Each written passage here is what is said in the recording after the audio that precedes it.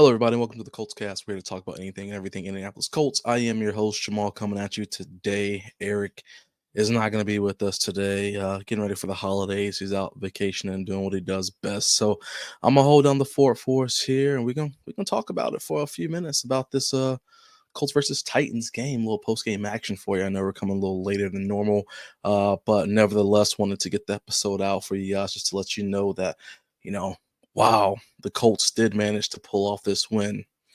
As we all know, it was ugly. It started off amazing. What you would expect against a Tennessee Titans team that's only has 3 wins under their belt. Colts started the game off very nice. But in typical Colts fashion, it kind of got a little hairy towards the back end of it. We're going to talk about it here in a minute. But y'all know the drill. As always, go ahead and hit that like and subscribe button. Drop a comment below. Let me know how you felt about the game, whether or not you think the Colts I should say not so much the Colts, but what we saw on the offense side of the ball is what we want to see moving forward. Maybe we'd like to see some more running, a little less running, some more passing. Tell me what you feel about it in the comments below. But without further ado, let's go ahead and get into it. Like we mentioned, the Colts pick up this win, bumping the record to now 7-8. Final score 38-30 against the Tennessee Titans, who now dropped to 3-12. Now, of course, when we look at the score, if you didn't watch the game, you'd be like, wow, what kind of game was this where both teams were able to score 30 plus points? Well, we know how the game went. I'll be the first person to sit here and tell you, of course, watching the game, being there, I was enjoying every single bit of what we were seeing going on. But again, without a shadow of a doubt, the Colts figured out a way to take their foot off the gas and really allow the Titans to come back and scare us here towards the end of the game. Now, I know a lot of people have been wondering about what's going on in the playoff race. So just kind of according to Yahoo Sports right here, it's basically just says that if playoff chances are roughly about 15% for us right now. And you all know my take on the playoffs. I don't really want to be there. I don't really care about that at this point in time. But I know for some people, they want to hear about it. So I just wanted to mention to about a 15% chance. And basically, according to Yahoo Sports, we would need to win out and the Chargers would have to lose their remaining 2 games.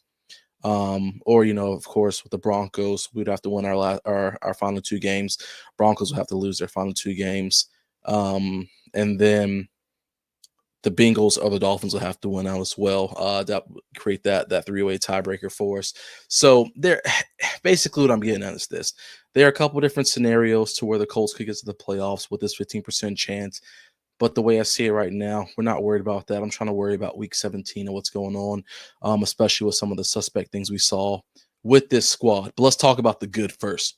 So the offensive side of the ball, I mean, what can we say? JT balled out.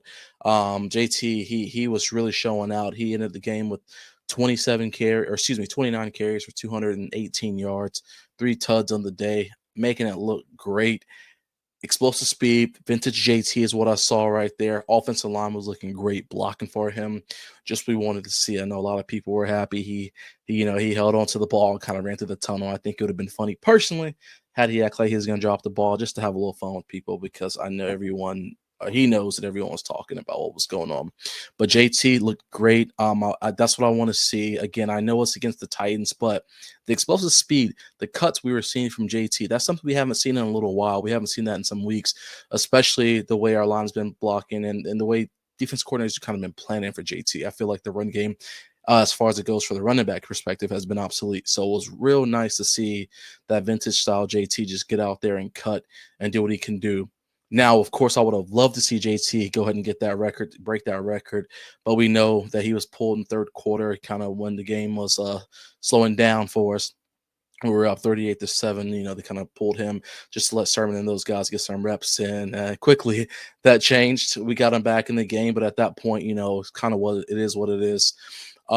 But we also saw some impressive running from AR as well. I mean, Colts, we set the single game rushing record for us, which is great. I mean, AR was out there too. He had 70 yards on the ground with a tud as well. That combination is what we all dream of. That's what we want to see whenever we have AR and JT out there. That's that two-headed monster we talked about, where defense coordinators have to plan accordingly to what's going on. Obviously, we haven't seen that all year long. That's a given, but that is what we want to see whenever we think of what this dynamic duo could and should be. Now, with that being said, of course, that came with a ton of running. The Colts ran the ball 50 times, which is wild. 50 times the ball was run between uh, all three running backs and the quarterback versus just 11 passes on the day. Of course, what we think about development of AR and what we want to see with AR, I want to see him throwing that ball a whole lot more than 11 times. But with the way the game was set up for us, did it call for it to be, to need to be thrown more? I personally think we should have. But when the ground game was working like it was, I understand why they kind of stuck with that.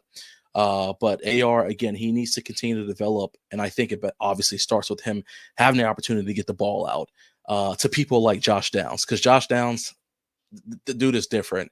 Wide receiver one on the squad, been saying that for forever. Josh Downs continues to show why when he's in the game, he can dominate forwards. He can get to the sideline and just zoom up the field. He can get behind the backers and stay in front of the safeties. He can, no matter where he needs to be, he can get there. And whenever Richardson's getting him the ball like he should, you put it in his hands and let him do the rest. So Josh Downs, hands down, wide receiver one for us right now. Eaton doing what he's supposed to, leading the team in receiving yards. I mean, let him do his thing week in and week out whenever he's healthy. And I really liked seeing AD out there today or on Sunday, getting that 36-yard bomb. I think it was from AR. There was definitely was floated toward away from him, but he showed some good control, body control with looking up into the sky over his shoulder and still coming down with the ball. Of course, had AR put that on the money, I think he probably could have cribbed that. But great to see him get a chance to get the ball in his hands, bring it in, and feel comfortable, feel confident. That's what we need to see, because we know it's going to be a continual growth for these people. They have to get opportunities to make big plays. So whenever you get an opportunity like that, that puts a little pep in your step and kind of gets you excited for what's to come. So the offense overall, I really enjoy watching this, how they played. Of course, Steichen dialed it back a whole lot. He's never going to be that person to, kind of keep his foot on the gas, especially when we're up as high as we were, 38-7. But of course, that that comes with issues that we all know about. And I wouldn't mind seeing us just continue to play and dominate the game the entire game. I want to see all 4 quarters of domination for us. So am I a little upset that Steichen kind of dialed it back when we were up that big? Sure, because it's a sportsmanship thing. I completely get that. But at the same time, this is still development time. It's still the NFL. Like, every team is capable any given Sunday to come out there and dominate however they need to. So I would have liked to see us just be a little more consistent with that.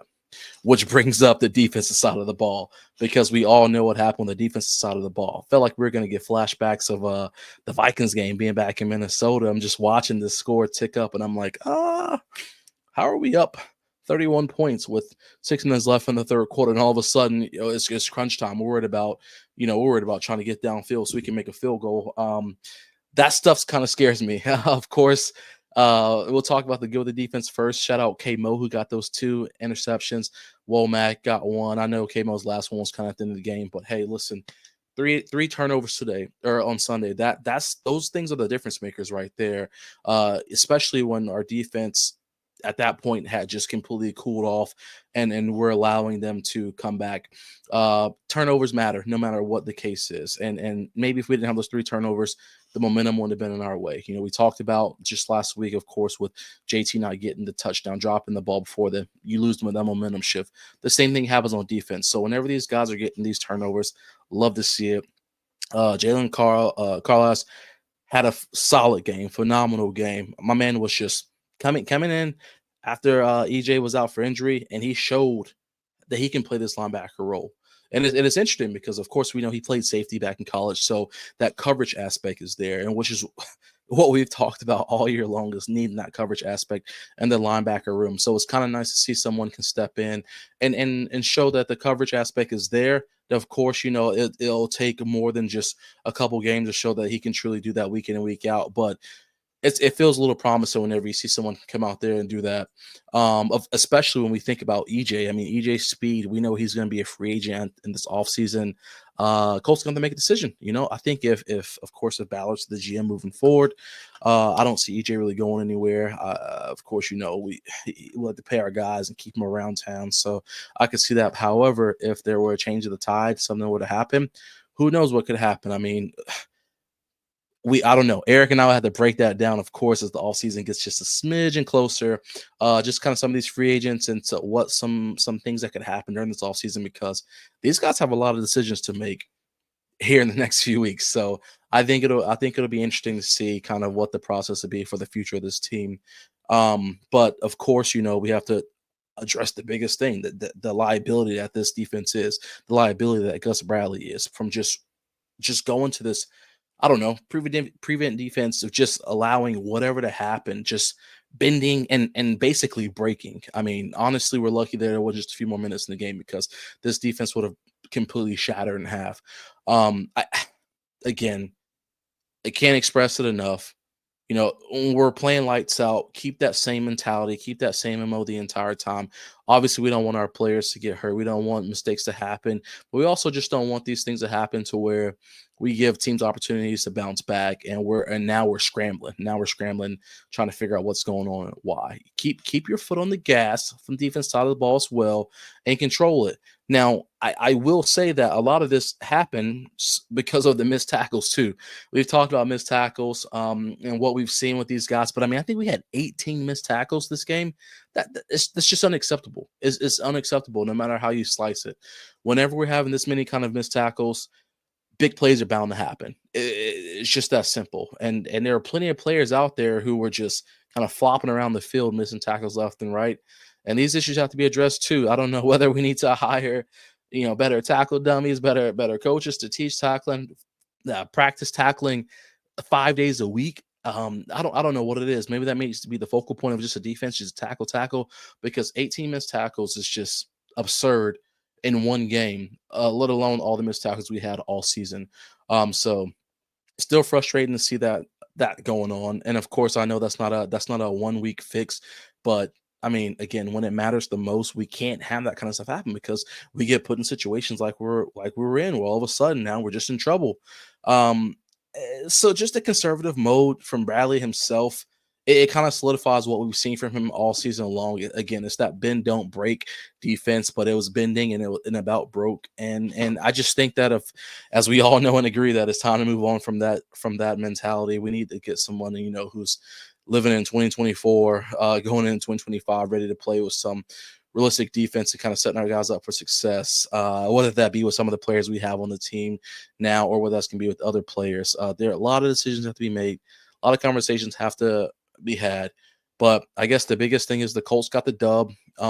It was of course good to get a win, but this team is still mediocre. It's still, none of that changes. That again, guys, that same energy that's been here the entire time is still there. We dominated against a Titans team that has 3 wins on the year. So call it what you want with that, but it was just nice to kind of see JT get an opportunity. Y'all know that's my dog, so I'm always gonna have to give him those props. But it was nice to see JT out there get an opportunity to kind of show that he still has that pep in his step, show that the cuts are still there, the speed's still there. I think both him and AR got like over 21 miles an hour when they were running the ball. I mean, the speed is unreal with these guys on the field. So again, they have a lot of work to do. This team has a ton of work to do, but we'll take this W. And we keep it moving forward. A couple games left here this season, the Giants and the Jags. We'll see how that goes. But again, winnable games. Both of those games are very winnable, going against two lesser opponents. But we'll see what happens with the Colts whenever they hit the field.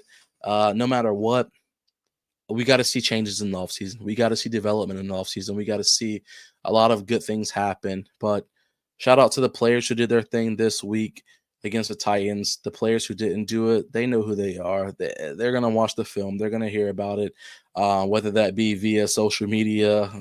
I'm sure they're hearing about it in their meetings, but Colts fans have been letting people know how they feel about everything. So hey, just got to get better each and every week. Get better. Get ready for the off season. Let's get it moving forward. But again, like I said, that's gonna be it for me today. We'll be back here a little bit later this week with another episode for y'all. But again, be sure to like, subscribe, hit the comments below wherever you listen to us, whether that's Spotify, Apple, anywhere you listen to podcasts. Continue to come on over to YouTube, show us some love. We love interacting with everybody in the comments. And we hope to do a Q&A. We'll probably do some Q&A stuff here soon. So drop your questions below as well. And we'll kind of put some together for us so that we can drop a Q&A episode, have some fun. But that's gonna be it for me, y'all. Take care. Have a good one. Go Colts.